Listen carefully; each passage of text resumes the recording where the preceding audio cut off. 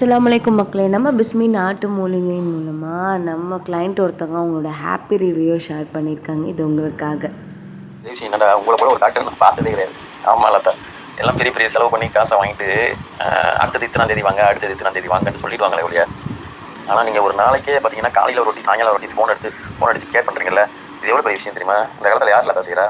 இப்போ இங்கிலீஷ் டாக்டரை விடுங்க, இப்போ சித்தாவில் போனாலும் சரி, யுனானியில் போனாலும் சரி, ஹோமியோபதியில் போனாலும் சரி, யாரும் கேட்குறதே கிடையாது. உங்களுக்கு யாருமே கேட்கறது கிடையாது லதா. இதுக்காகவே உங்களுக்கு எவ்வளோ காசு வேணாலும் கொடுக்கலாம். ஆமாம், இன்ஷா அல்லாஹ். அது பெரிய விஷயம். அது ஒரு தாய் எப்படி பிள்ளையை கேர் பண்ணிக்குவாளோ அது மாதிரி நீங்கள் வந்து கேர் பண்ணிக்கிட்டீங்க லதா. இன்னொரு விஷயமும் சொல்லணும்னு நான் நினைக்கிறேன். 2020 எனக்கு வந்து அந்த ஃபர்ஸ்ட் கொரோனா ஆரம்பிச்சு பார்த்தீங்களா, அப்போ ஒரு ஆக்சிடென்ட் நடந்துருச்சு. காமராஜர் சாலை சிஆர்சி போய்கிட்ட நான் வந்து 2வது ஆக்சிடென்ட்னு சொன்னாங்க.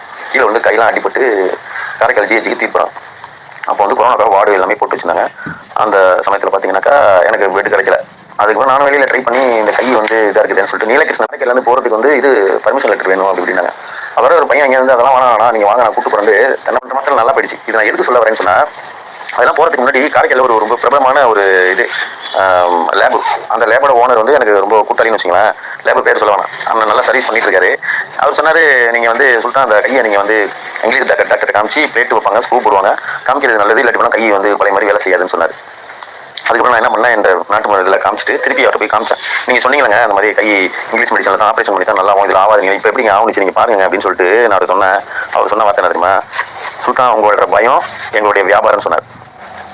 உண்மையிலே சொன்னார். ஆமாம், அதனால் மக்கள் வந்து தேவையில்லாமல் பயந்து நல்ல நல்ல மருத்துவம் எங்கே இருக்கோ அதை அல்ஹம்துலில்லாஹ்.